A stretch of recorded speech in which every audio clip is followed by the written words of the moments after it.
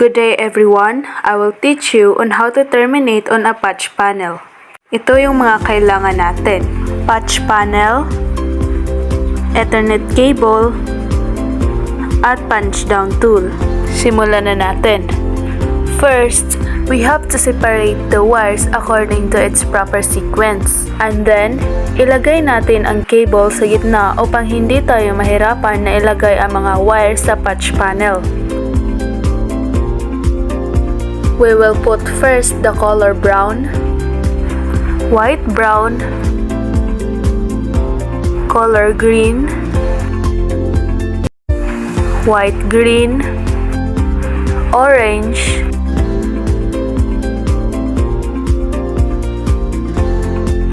white orange, blue,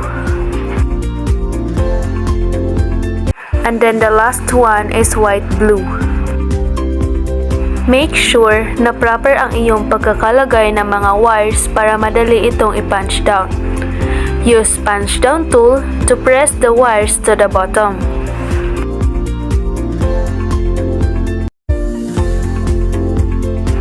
And that's all, super easy.